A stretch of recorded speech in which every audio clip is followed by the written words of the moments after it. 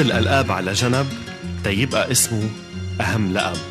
فصل المسيرة فصل فصل، بتشوف إنه اللي توقع باسمه هو الوقود المشتعل يئن بالآهات بمختلف المعاني، وتصير السر وحد هاللغز وجنبهن النشوة، وهي حالة من نطوق للقياه الليلي. تنحكي عنه بدون حماس هيدا هو الظلم، تنقارنه بغيره هيدا عين اللا عدل، تنذكر اسمه بفخر واعتزاز هيدا هو الواجب.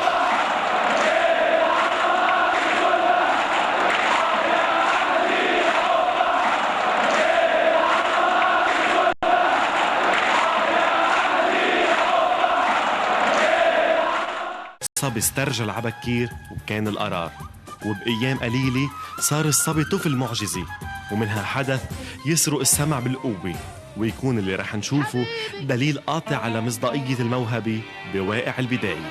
مسلسل النجاح ابتدت حلقاته تكتر مع الأيام، وطفل الأمس صار ملك الناس اللي هو شاغلها ومالك دنيتها. مهمة أولها الحنكة والصبر، وآخرها مكافأة من جمهور بيتوج صاحبها سلطان، وبتبايعه الحب والإخلاص قد ما السنوات بتمد بعمره. يوم الوداع الحب وطول ما اسمه على القمة قد ما محاولات الاستنساخ عنه كتيرة، وللأسف كلها بتبوء بالفشل، مش لفقدان الموهبة ولكن لبطلان النسخة بوجود الأصل. الظاهرة اللي بيحتار أهل الاختصاص بالتاريخ من أيمتى بيبدوا وكيف بيوصفوا ووين بيختموا، مع اللي منه بيحلى لمألوف وكرماله بتتعجب من المألوف.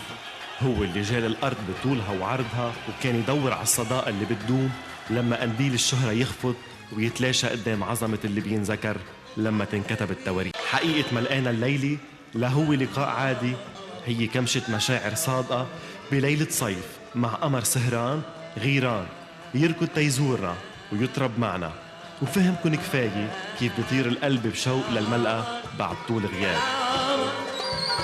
إذا هيك حال كواكب السما، كيف حال أهل الأرض؟